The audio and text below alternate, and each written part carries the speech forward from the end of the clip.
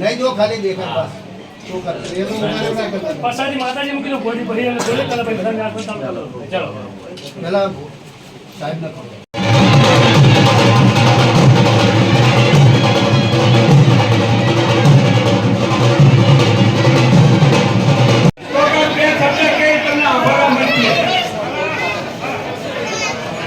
मान्य सभ्य द्वारा આપણે આને ફૂલહાર કરીશું પછી ત્યાં ભૂમિ પૂજન કરીશું તો હવે માન્ય શ્રી ધારાસભ્યનો સરપંચ શ્રી અને પાંચ આગેવાનો ત્યાં જઈ અને ધારાસભ્ય શ્રીનું સન્માન અને ફૂલહાર કરશે।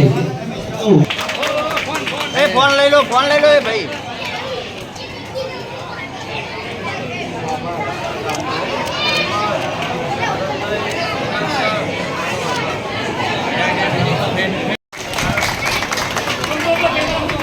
આમ જોજો ગાડીમાંથી બતાવો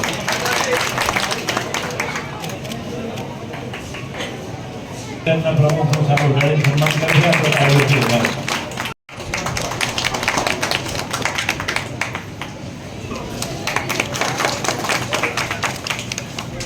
એવા ન્યાય સમિતિના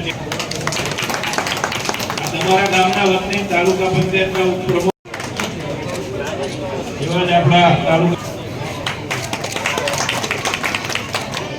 એવા તો ચાલો ગાડીનું સન્માન કરશે ગામના સરપંચ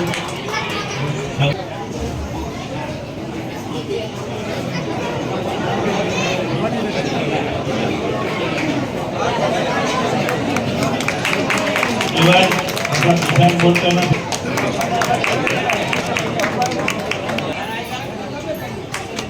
આપણા ભાજપના આગેવાન સારો અમલમાં આવ્યો ત્યાંની ચૂંટણી થઈ ગઈ એટલે એમના આખીમાં જે લોકાર્પણ અને ખાતમુહૂર્ત પ્રસંગે વધારે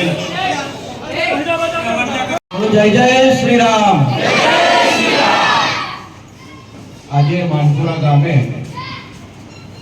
₹52 લાખના વિવિધ ખાતમુહૂર્ત અને ભૂમિપૂજન કાર્યક્રમમાં મારી સાથે ઉપસ્થિત તાલુકા પંચાયતના પ્રમુખ સદસ્ય મારા ભરતજી ઠાકોર, મારી સાથે ઉપસ્થિત તાલુકા ભાજપના સૌ વરિષ્ઠ આગેવાનો, તાલુકા પંચાયતના સૌ સદસ્યશ્રીઓ, ગામના સૈનો, આપ સૌનું આજના કાર્યક્રમમાં હાર્દિક સ્વાગત કરું છું। સૌને કે છેલ્લા 1 વર્ષના ટૂંકા ગાળામાં દરેક વિસ્તારની અંદર નાત જાત કે ધર્મ કે કામ જોયા વગર સૌનો સાથ સૌના વિકાસના મંત્રને સાકાર કરવા માટે અનેક યોજનાઓના લાભ દરેક ગામને મળે એના માટેનો પ્રયાસ આપ બધાના સહયોગથી કરીએ છીએ।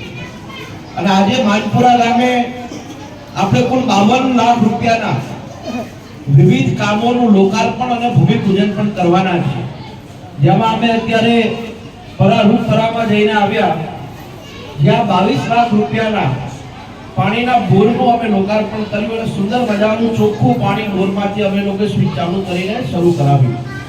એ બાદ આપણા માનપુરા ગામની અંદર ₹17 લાખ પાણીની ટાંકીનું જ આપણે ભૂમિપૂજન કરવાના છે। એની સાથે મંદિરની બાજુમાં વરસાદી પાણીનો ખૂબ પ્રશ્ન હોય છે અને એના કારણે ₹7 લાખની આપણે ગટર લાઈન ઉપર ભૂમિપૂજન આજે કરવાના છે। અને બીજું કે મંદિરની બાજુમાં જે પાણી ભરાતું હતું ત્યાં રોડ રસ્તાનો ખૂબ પ્રશ્ન હતો અને જનાબને બધાની વાત હતી કે હાર્દિકભાઈ અમને અહીંયા આરસીસી રસ્તાનું કંઈક કરી આપો અને ₹4.5 લાખ આરસીસીના રોડ ઉપર ભૂમિપૂજન આપણે કરવાના છીએ। અને તમે વિચારો કે આમ તો તાલુકામાં કરોડ રૂપિયાની ગ્રાન્ટ આવે એની જગ્યાએ રાજ્ય સરકાર, ધારાસભ્ય, તાલુકા પંચાયત અને જિલ્લા પંચાયતના સહયોગથી આપણે એક નાના ગામની અંદર ₹52 લાખ ગ્રાન્ટ આપી મોટા પ્રમાણમાં પહોંચે। આરસીસી રસ્તા હોય, બ્લોક હોય, મંદિરના ધાર્મિક કામો હોય, પાણી હોય, ટાંકી હોય અને કોઈ પણ પ્રકારના વિવાદ વગર એ તમામ રૂપિયા ગામડાના છેવાડાના માનવી સુધી પહોંચે એના માટેનો અમારો પ્રયાસ કાયમ ચાલતો છે। અને આજે એટલા માટે આપણે માનપુરા ગામની અંદર વિધાનસભા ચાલે આખો દિવસ ઓફિસની અંદર આખી વિધાનસભાની અંદર જે આવેલા 600 લોકોને આજે માંડલ સવાર કે આજે માનપુરા તમારા ગામમાં આવે એ દિશામાં આપણે લોકોએ આગળ વધવું છે. અને તમને બધાને કહેતા તો આનંદ છે, આપણે જે સોશિયલ મીડિયા વાપરતા હોય એને ખબર હોય આપણે માનપુરા તો કેડી રસ્તો પણ મંજૂર કરાવી દીધો. થોડા દિવસમાં એનું કામકાજ પણ ચાલુ થયું. ટેન્ડરિંગની પ્રક્રિયામાં આવી. એક જમાનો હતો જ્યાં માનપુરા આજુબાજુ વિઠલાપુર આજુબાજુ કોઈ 5000 રૂપિયા જમીન ના લે, પણ માટે પ્રધાનમંત્રી મોદી સાહેબના વિઝનના કારણે એમણે એવું નતું વિચાર્યું કે માનપુરા વિઠલાપુરમાં મને લોકો મત આપે છે નથી આપે, પણ છતાંય આટલી મોટી કંપનીઓ લાવેલા આજે 50 લાખથી લઈને 1 કરોડ રૂપિયાની જમીનોના ભાવ વધ્યા. નાની મોટી રોજગારી વધી. સાથીઓ કે આપણે આપણા ગામની ચિંતા કરીએ. નાત જાત કોણ સારો છે કોણ ખરાબ છે એ ન જોઈએ, પણ જે વિકાસનું કામ કરે, જે પ્રધાનમંત્રી મોદી સાહેબના નેતૃત્વમાં હિન્દુ ધર્મનું કામ કરે. અને હું સરપંચને પણ વિનંતી કરું છું, ભરતજીને પણ વિનંતી કરું કે આજે 52 લાખ રૂપિયાના કામો આપ્યા છે. ભવિષ્યની અંદર પણ હજુ બીજા કામો આવશે. જો 1 વર્ષ જ થયું, હજુ 1 વર્ષ જ થયું, બીજા પણ કામો આપીશું. પણ તમારા બધાનો પણ સાથ સહયોગ મળે એવી પૂજન કરવાના છે. આપણે આવનારા દિવસની અંદર નેત્રોજ પાના છે. અને ગામડાઓની અંદર કેનલના પ્રશ્નો હોય, નાના મોટા વિધવા સહાયના પ્રશ્નો હોય, વૃદ્ધ પેન્શન યોજનાના પ્રશ્નો હોય, આ તમામ પ્રશ્નોનું નિરાકરણ થાય અને ગામડાના છેવાડાના માનવીને એનો લાભ મળે એ ખૂબ જરૂરી છે. અત્યારે તમારું માનપુરા ગામ એક બુથનું ગામ છે, છતાંય કેટલા બધા મંદિર છે મેં ગામમાં જોયા. તમે બાજુના રૂપપુરામાં ગયા તો અહીંયા આપણું સુંદર મજાનું 10 ઘરનું ગામ એ છતાંય મંદિર હતું. આપણે ગામમાં મંદિર બનાવવું હોય તો 1 વર્ષ 2 વર્ષમાં બનાવી દઈએ, પણ અયોધ્યામાં આપણા ઈષ્ટદેવ ભગવાન રામનું મંદિર 500 વર્ષ પછી કોઈએ બનાવ્યું હોય તો પ્રધાનમંત્રી મોદી સાહેબે ભાજપની સરકાર કે આવડું મોટું મંદિર દરેક ગામમાં, તમારા ગામમાં એ દિવસે ઉત્સવ થયો હશે. આખું ગામ એ દિવસે સંપૂર્ણ રીતે ઉત્સાહ સાથે આગળ વધતું હશે. મંદિરની હજુ તો આપણે મથુરામાં બનાવવાનું છે, કાશીમાં બનાવવાનું છે, પણ એ ક્યારે બને? જ્યારે આપણે બધા એક હોય ત્યારે. તમારા બધાનો સાથ અને સહયોગ મળે અને આજના દિવસે આપણે માનપુરાની અંદર એટલું અમે ચોક્કસ કહી જઈએ છીએ. તમે જૂના આગેવાનો, જૂના ધારાસભ્યો જોયા હશે, 5 વર્ષે એકવાર આવે.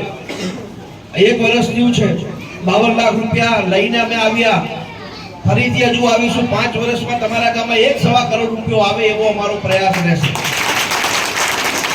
તમામ યોજનાઓમાંથી બાબુભાઈની, ભૂપેન્દ્રભાઈ પટેલ મુખ્યમંત્રી આપે, પણ આ બધું કામ કર્યા પછી ચૂંટણી આવે અને પછી તમે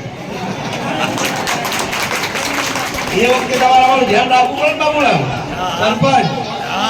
હવે એક ગામમાં કરોડ નહીં, આની પહેલાના ધારાસભ્ય હતા, આપ્યા આટલા રૂપિયા આપ્યા હોય કેજો પારા કે ના આપ્યા.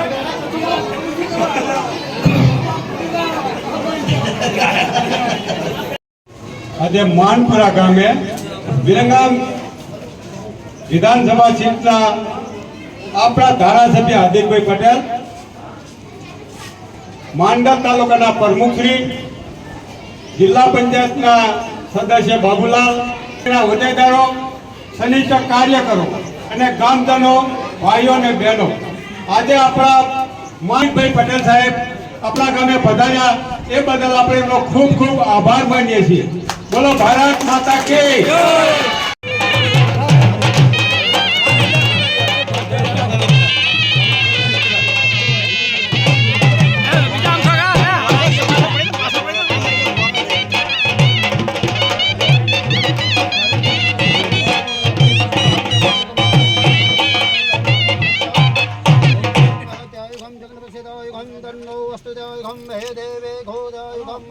सर्वभूतायुगम श्री गणेशाय नमः. बोलो गणपति भगवान.